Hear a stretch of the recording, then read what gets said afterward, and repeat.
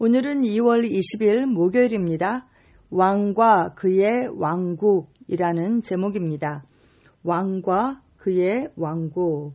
말씀은 야고보서 4장 10절입니다. 주님 앞에서 자신을 낮추십시오.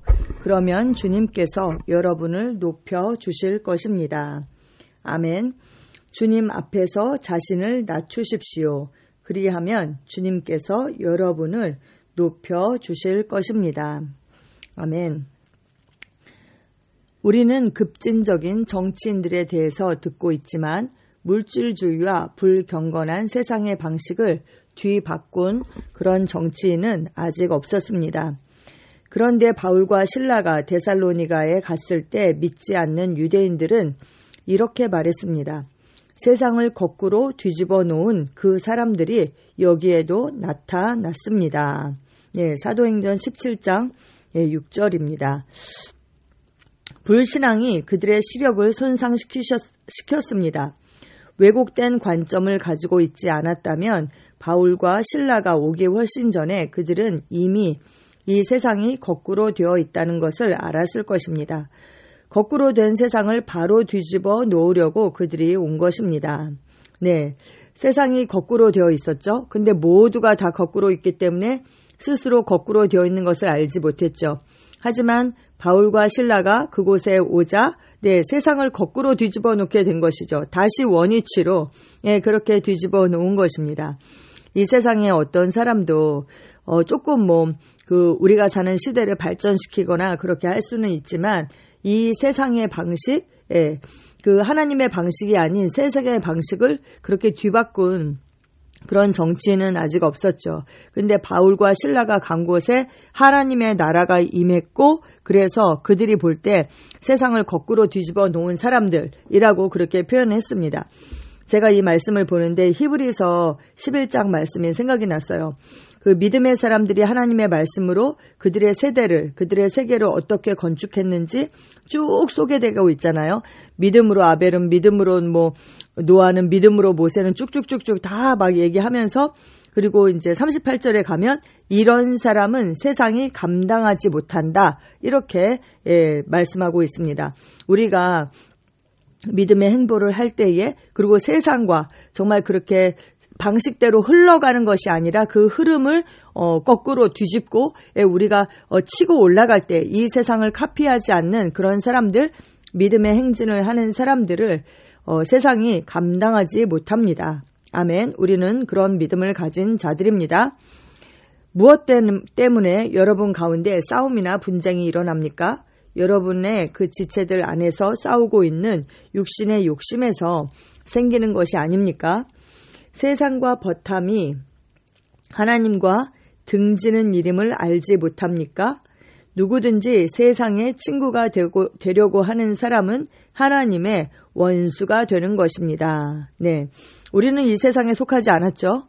우리는 이 세상에 대해서 죽었습니다. 세상도 우리에 대해서 죽었습니다. 우리가 세상에 반응하지 않는다라는 것이죠. 우리는 이 세상에 속하지 않았습니다. 이 세대를 본받지 말아야 하죠. 로마서 12장 2절에 그렇게 말씀하고 있잖아요. 이 세대를 본받지 말고, 그쵸? 마음을 새롭게 함으로 우리가 변화를 받아야 하는 것이죠. 그런데 세상의 친구가 되려고 하는 사람이 있는 거예요, 아직도. 그 사람은 하나님의 원수가 된다. 성경은 그렇게 말씀하고 있습니다. 제가 이 야고보서 4장 말씀을 1절, 4절 말씀을 읽어드렸는데 6절에서 10절 말씀까지를 제가 읽어드리겠습니다. 그러나 더욱 큰 은혜를 주시나니 그러므로 일렀으되 하나님이 교만한 자를 물리치시고 겸손한 자에게 은혜를 주신다 하였느니라. 그런즉 너희는 하나님께 복종할지어다. 마귀를 대적하라. 그리하면 너희를 피하리라. 하나님을 가까이 하라. 그리하면 너희를 가까이 하시리라. 죄인들아 손을 깨끗이 하라. 두 마음을 품은 자들아 마음을 성결하게 하라. 슬퍼하며 애통하며 울지어다. 너희 웃음을 애통으로 너희 즐거움을 근심으로 바꿀지어다. 주 앞에서 낮추라. 그리하면 주께서 너희를 높이시리라. 아멘, 아멘. 여러분, 우리가 하나님도 사랑하고 세상도 사랑하고 그것은 뭐예요? 두 마음을 품은 거죠. 간음하는 것입니다. 간음. 네, 성경은 말씀합니다. 세상과 친구가 되는 것은 하나님의 원수가 되는 것임에도 불구하고 우리는 세상에 너무나 익숙해져 있습니다. 세상의 기준은 하나님께서 원하시는 모든 것과 정반대입니다. 정반대. 왜요? 마귀에게 속한 것이니까요. 네, 우리는 하나님의 자녀고 하나님의 말씀이 우리의 기준이 되어야 하는 것입니다. 그 첫 번째가 뭐예요? 세상의 기준은 무엇입니까? 바로 돈입니다. 돈. 돈을 가진 사람이 맨 위에서 특권층을 이루고 있습니다. 그 아래 사람들은 비굴한 행동을 하며 살아갑니다. 대기업은 보통 사람들을 짓밟습니다.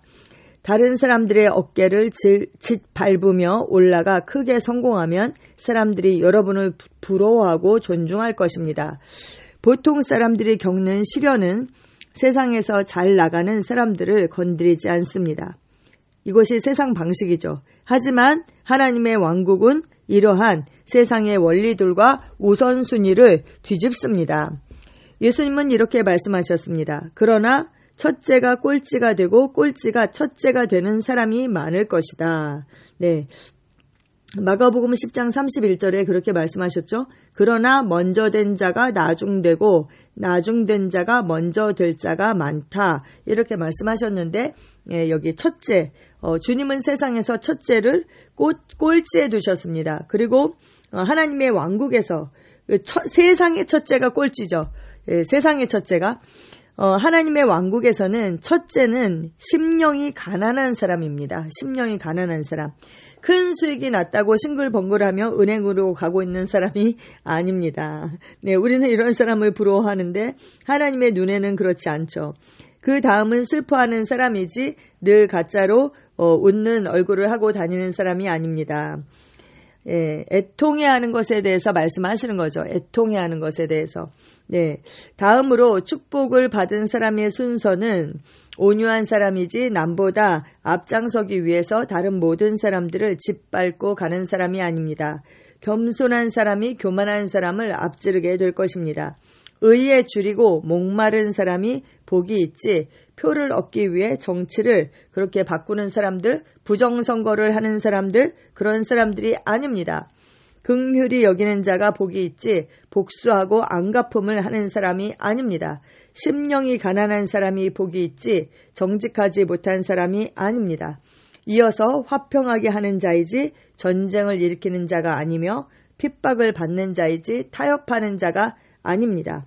우리가 믿음으로 살고자 하면 핍박을 받는 것은 너무나도 당연하죠. 성경은 뭐라고 말합니까?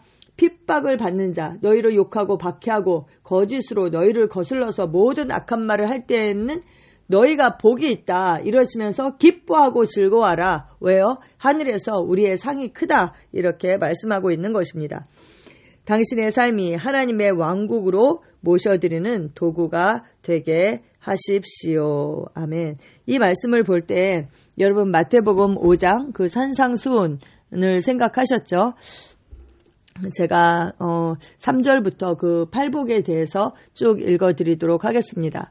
심령이 가난한 자는 복이 있나니 천국이 그들의 것이며 애통하는 자는 복이 있나니 그들이 위로를 받을 것이며 온유한 자는 복이 있나니 그들이 땅을 기업으로 받을 것이며 의에 줄이고 목마른 자는 복이 있나니 그들이 배부를 것이며 긍휼히 여기는 자는 복이 있나니 그들이 긍휼히 여김을 받을 것이며 마음이 성결한 자는 청결한 자는 복이 있나니 그들이 하나님을 볼 것이며 화평케 하는 자는 복이 있나니 그들이 하나님의 아들이라 일컬음을 받을 것이며 의를 위하여 박해를 받은 자는 복이 있나니 천국이 그들의 것임이라. 나로 말미암아 너희를 욕하고 박해하고 거짓으로 너희를 거슬러 모든 악한 말을 할 때에는 너희에게 복이 있나니 기뻐하고 즐거워하라. 하늘에서 너희의 상이 큼이라. 너희 전에 있던 선지자들도 이같이 박해하였느니라. 아멘, 아멘, 아멘. 네, 이 세상과 하나님의 왕국은 완전히 다르죠.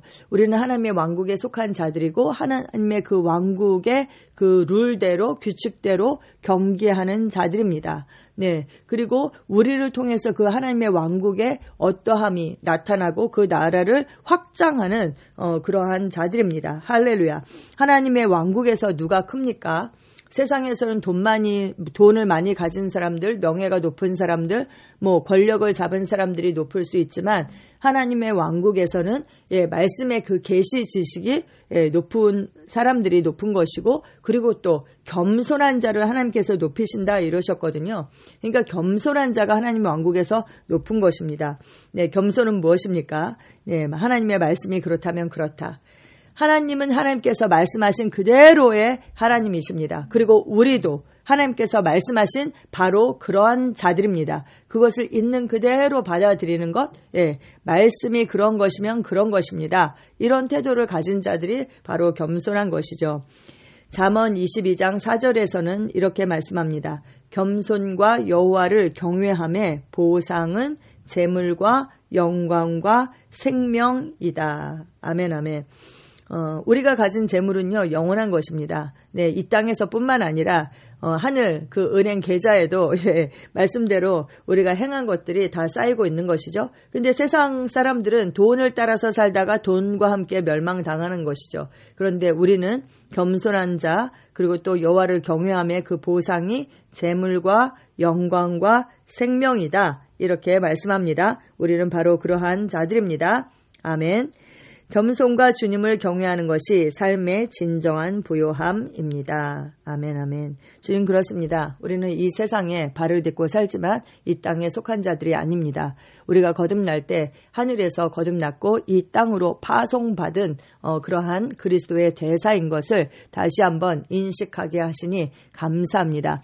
우리가 속한 나라가 하나님의 왕국이기 때문에 그 왕국이 우리 안에 이미 임했고 예수님께서 이 땅에 그 왕국을 가져오셨고 확장시키셨던 것처럼 이제 우리 안에 그 도래한 하나님의 왕국이 우리를 통해서 나타나고 우리를 통해서 확장되게 하시니 하나님 감사합니다. 우리는 이 세상의 기준으로 살지 않습니다. 이 세대를 카피하는 자들이 아니라 본받는 자들이 아니라 오히려 이 세상 가운데 하나님의 왕국을 가져와서 하늘나라의 그 규칙들을 풀어놓고 나타내는 그러한 자들이 되게 하신 것을 감사를 드립니다. 우리가 말할 때마다 우리가 행할 때마다 하나님의 어떠하심, 그 하나님의 의가 나타나게 하심을 감사합니다. 오늘도 그런 하루가 될 것을 축복하며 예수님의 이름으로 기도합니다. 아멘.